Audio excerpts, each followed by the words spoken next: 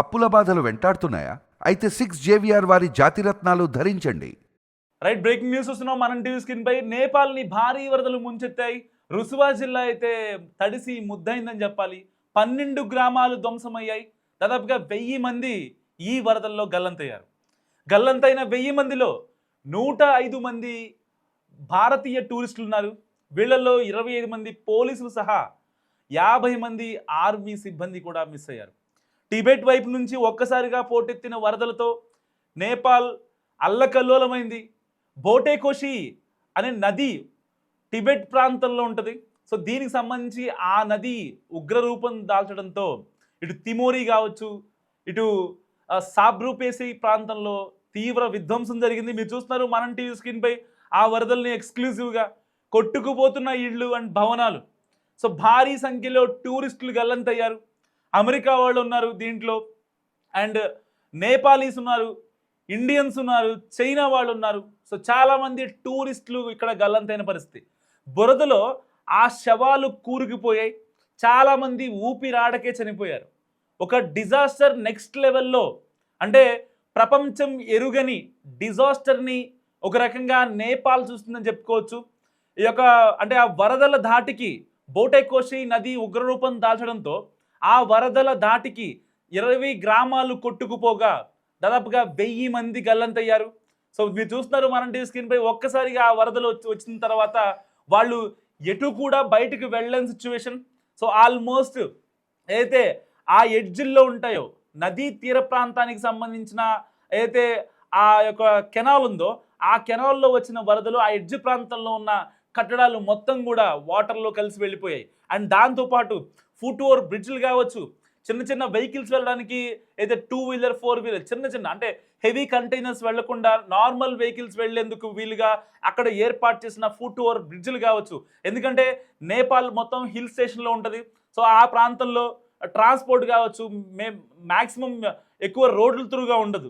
So ఈ యొక్క foot over బ్రిడ్జ్ల మీద నుంచే ఉంటుంది. అలాంటి చోట్ల ఇలాంటి వరదలు రాకటంతో ఒక్కసారిగా జనజీవనం స్తంభించిపోయింది.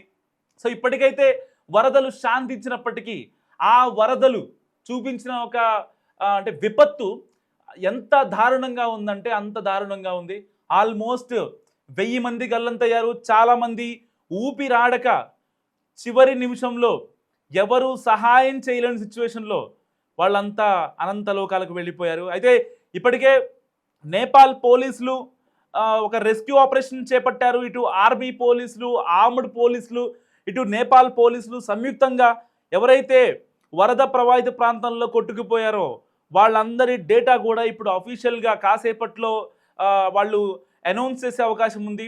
ఇటు ఆల్మోస్ట్ నేపాల్లో మెరుపు వరదలు దేశాన్ని అల్లకల్లోలం చేశాయి. 1000 మంది చనిపోతే దాదాపుగా 1000 కోట్ల రూపాయల నష్టం వాటిల్లింది నేపాల్లో. సరిగ్గా 4 గంటల ఈ వరద బీభత్సంతో దాదాపుగా 1000 కోట్ల రూపాయల నష్టం వాటిల్లింది నేపాల్ దేశానికి. బోటేకోషి నదికి సంభవించిన ఆకస్మిక వరదలతో ఇటు నువాకోట్ కావచ్చు, తాండింగ్ జిల్లాలు కావచ్చు ఒక్కసారిగా అట్టుడిగిపోయాయి. మీరు చూస్తున్నారు మనం టీవీ స్క్రీన్ పై. సో ఈ ఘటనలో ఆల్మోస్ట్ 1000+ పీపుల్, ఇప్పుడు ప్రజెంట్ అప్డేట్ అవుతున్న దాని ప్రకారం 1000+ పీపుల్ మొత్తం గల్లంతయ్యారు. సో వాళ్ళ పరిస్థితి ఇప్పుడు ఏంటి, అసలు వాళ్ళు బతికున్నారా లేదా అనేది కూడా ఎవరు ఎక్స్పెక్ట్ చేయనటువంటి ఒక విపత్కర సిచ్యువేషన్. నేపాల్ మీడియా కావచ్చు, అక్కడ ఉన్న అధికారులు చెప్పేదాని ప్రకారం టిబెట్ సరిహద్దు వైపు నుంచి వచ్చిన వరద అయితే బోటేకోషి నదికి ఆకస్మికంగా అన్ఫార్చునేట్గా వచ్చిన ఈ యొక్క ఫ్లడ్స్, సో మొత్తం అక్కడ ల్యాండ్ స్లైడ్స్ని ఒకసారి కుదిపేసింది. సో ఆ యొక్క అంటే ఆ రివర్ అయితే పొంగిన తర్వాత వచ్చే కాలువలు ఏవైతే ఉంటాయో అక్కడ ఆ బ్రాంచెస్ దగ్గర ఉన్నటువంటి చిన్న టూరిస్టులు ఉండటానికి చిన్న హౌసెస్ కావచ్చు, లేదంటే ఆ రూములు కావచ్చు, అక్కడ అమ్ముకునే వాళ్ళు కావచ్చు, చిన్న బిజినెస్లు వ్యాపారాలు చేస్తున్న వాళ్ళు కావచ్చు, వాళ్ళ ఇళ్ళు మొత్తం కొట్టుకుపోయాయి. సో ఒక్కసారిగా లిటరల్గా చెప్పాలంటే నేపాల్ అంటే 3D అంటే డిజాస్టర్, డిస్ట్రాయ్, డిస్ట్రక్షన్. సో అంత నెక్స్ట్ లెవెల్లో అక్కడ వరదను మనం చూస్తున్నాం మనం టీవీ స్క్రీన్ పై. సో విస్తృత నష్టాన్ని కలిగించి అనేక గ్రామాలను ఊడ్చిపెట్టింది ఈ యొక్క అనుకోని వరద. నువాకోట్, తాండింగ్ జిల్లాల్లో ఇప్పటి వరకు దాదాపుగా 100 మృతదేహాలను వెలికి తీశారు అక్కడి అధికారులు. సో ఇటు నేపాల్ టూరిజం బోర్డు ప్రకారం వరద ప్రభావిత ప్రాంతంలోని దాదాపుగా 1000+ విదేశీయులు, ఆల్మోస్ట్ 93 మెంబర్స్ నేపాలీలు సహా, సో ఇటు 1000+ పీపుల్ మొత్తం గల్లంతయ్యారు. వీళ్ళల్లో 105 మంది భారతీయులు ఉన్నారు. అంటే అఫీషియల్ ఇన్ఫర్మేషన్ ప్రకారం ఒకవేళ అంటే అక్కడి టూరిజం బోర్డుకి తెలియకుండా అక్కడి నుంచి ఎవరైనా కనుక భారతీయులు వెళ్ళినట్లయితే ఆ ఇన్ఫర్మేషన్ దీంట్లో ఇంక్లూడ్ అవ్వదు యాక్చువల్గా చెప్పాలంటే. సో వాళ్ళ దగ్గర ఉన్న అఫీషియల్ ఇన్ఫర్మేషన్ ప్రకారం మాత్రమే 105 మంది భారతీయులు ఉన్నారు. అండ్ రుసువా జిల్లాలో కనీసం దాదాపుగా 50 మంది నేపాల్ పోలీసులు మొత్తం గల్లంతయ్యారు. సాయుధ పోలీసు దళానికి చెందిన 7 సిబ్బంది కూడా గల్లంతయ్యారట. సో వరద ప్రభావిత ప్రాంతానికి నేపాల్ సైన్యం, ఇటు ఆర్మీ కావచ్చు, పోలీసులు కావచ్చు, అక్కడ డిజాస్టర్ రెస్పాన్స్ ఫోర్స్ కావచ్చు, సో వీళ్ళంతా హెలికాప్టర్లను, విపత్తు సహాయక సిబ్బందిని అంతా మోహరించారు. ఎక్కడన్నా అంటే ఆ ల్యాండ్ స్లైడ్స్ దగ్గర వరద వస్తుందని ఎవరన్నా ఇబ్బంది పడుతూ ఉన్న వాళ్ళని కూడా మొత్తం కూడా కాపాడుతున్న సిచ్యువేషన్. సో నష్టం వివరాలని ఆల్మోస్ట్ అక్కడ ఉన్న సిబ్బంది ఎవరైతే ఉన్నారో 1,000 కోట్ల రూపాయల నష్టం, మన ఇండియన్ కరెన్సీ ప్రకారం 1000 కోట్ల రూపాయల నష్టం వాటిల్లే అవకాశం ఉందని చెప్తున్నారు. నేపాల్ ఉత్తర జిల్లాలను భారీ వరద ముంచెత్తింది. వరద ధాటికి ఇటు రోడ్లు, ఇటు కమ్యూనికేషన్ కావచ్చు, విద్యుత్ మౌలిక సదుపాయాలు అంతా దెబ్బతిన్నాయి. 3 జిల్లాల్లో వ్యవస్థలు మొత్తం ఆగిపోయాయి. సో కేవలం వాళ్ళ చుట్టూ బురదలో కూరుకుపోయినటువంటి మనుషులు, ఎక్కడ ఎవరున్నారో తెలియనటువంటి సిచ్యువేషన్ కావచ్చు, అక్కడ కొట్టుకొచ్చినటువంటి దాదాపుగా 3-4 కిలోమీటర్ల నుంచి కొట్టుకొచ్చినటువంటి అయితే ఆ యొక్క రాళ్ళు, లేకపోతే ఫుట్ ఓవర్ బ్రిడ్జ్లు కావచ్చు, అవే కనిపిస్తున్న సజీవ సాక్ష్యాలు అవే అని చెప్పాలి. సో అక్కడ నేపాల్ ఏదైతే నేపాల్ ఎలక్ట్రిసిటీ ఏజెన్సీ తెలిపిన వివరాల ప్రకారం రసువగాడి, చిలేమి, త్రిశూలి జల విద్యుత్ కేంద్రం, దేవిఘాట్ జల విద్యుత్ కేంద్రం సహా కనీసం 6 ప్రధాన జల విద్యుత్ కేంద్రాలు మొత్తం దెబ్బతిన్నాయి. సో దీంతో విద్యుత్ సరఫరాకు తీవ్ర అంతరాయం ఏర్పడింది. ఆల్మోస్ట్ ఈ 3 జిల్లాల నుంచి దాదాపుగా ఇంకో 7 జిల్లాలకి ఈ యొక్క పవర్ సప్లై అనేది ఉంది. సో ఇలాంటి నేపథ్యంలో ఈ 3 జిల్లాలు అంధకారంలోకి వెళ్ళడమే కాకుండా మరో 7 జిల్లాలు కూడా అంధకారంలోకి వెళ్ళిపోయాయి. సో మీరు చూస్తున్నారు, భారీ విపత్తు నేపథ్యంలో జాతీయ విపత్తు ముప్పు నివారణ మేనేజ్మెంట్ అథారిటీ అధికారులతో నేపాల్ ప్రధాని మంత్రి బాలేంద్ర షా అత్యవసర సమావేశం ఏర్పాటు చేసి చేపట్టాల్సిన చర్యల గురించి చర్చించారు.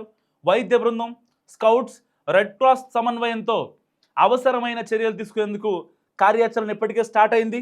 సో వరదలకు సంభవించిన వీడియోలను నేపాల్ పోలీసులు సోషల్ మీడియాలో షేర్ చేయగా ఇవి ప్రస్తుతం వైరల్ అవుతున్నాయి. లోయలోని గ్రామాలను బురద నీరు ముంచెత్తింది. నేపాల్ పోలీస్ విభాగం అధికార ప్రతినిధి నారాయణ్ కఫ్లే మాట్లాడుతూ సో ఏ మేరకు నష్టం జరిగింది అనేది ఖచ్చితంగా మనం ఎక్స్పెక్ట్ చేయలేము. కానీ వరద చాలా పెద్దది.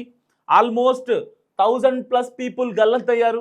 సో అఫీషియల్గా 50 మంది మాత్రమే చనిపోయినట్టు నిర్ధారించినప్పటికీ ఎవరెవరు ఎక్కడెక్కడ ఉన్నారో, ఏ వరదల్లో అంటే 3 జిల్లాల్లో ఆ యొక్క నదికి వచ్చిన వరదల వల్ల ఆ గ్రావిటీతో వాటర్ మొత్తం కిందకి వెళ్ళిపోతూ ఉంటుంది ఆ కాలువల త్రూగా. అక్కడున్న ల్యాండ్ స్లైడ్స్ కావచ్చు, అక్కడున్న చెట్లు కావచ్చు, ఆ బ్రాంచెస్ మీద కట్టినటువంటి చిన్న చిన్న ఏదైతే అపార్ట్మెంట్స్ కావచ్చు, చిన్న చిన్న షాప్స్ కావచ్చు, అవన్నీ మొత్తం కొట్టుకెళ్ళిపోయాయి. సో ఎక్కడ ఆ షాపుల్లో ఎంతమంది ఉన్నారు, ఆ భవనాల్లో ఎంతమంది ఉన్నారు అయితే మీరు చూస్తారు మనం టీవీ స్క్రీన్ పైన వెనకాల నుంచి పెద్ద బిల్డింగ్ అది. సో అది టూరిజం ప్లాజా సంబంధించింది ఐ థింక్. సో అంత పెద్ద కట్టడం వెనక నుంచి ఒక్కసారిగా ఆ నది ఉగ్రరూపం దాల్చితే కనీసం ప్రాణాలు అరచేతిలో పెట్టుకొని ఎక్కడికో వెళ్ళిపోతున్నారు ప్రజలంతా. కానీ సెకండ్ల గ్యాప్లోనే ఆ వరద మొత్తం ముంచెత్తేసింది. సో ఆ బురదలో కూరుకుపోయి ఆ రాళ్ల మధ్యలో ఉండి వాళ్ళు బయటికి రాలేని సిచ్యువేషన్. సో ఎవరు ఎక్కడున్నారో వెతకాలంటే ఇప్పుడు నేపాల్ అధికారికంగా అక్కడి అధికారులు కావచ్చు, అక్కడి పోలీసు వాళ్ళు కావచ్చు, ఆర్మీ ఆఫీషియల్స్ కావచ్చు, డిజాస్టర్ రెస్పాన్స్ ఫోర్స్ కావచ్చు, వీళ్ళు చెప్పే డేటా ప్రకారం 1000+ మెంబర్స్ అనంత లోకాలకు వెళ్ళిపోయారనేది. సో వాళ్ళు ఎక్కడున్నారో ట్రేస్ అవుట్ చేయాలంటే కనీసం ఆల్మోస్ట్ ఒక నెల పడుతుంది. ఎందుకంటే ఆ మడ్డు మొత్తం ఏదైతే బురద ఉంటుందో ఆ బురదలో అంతా కూరుకుపోయారు, ఎవరు కూడా బయటికి రాలేని సిచ్యువేషన్.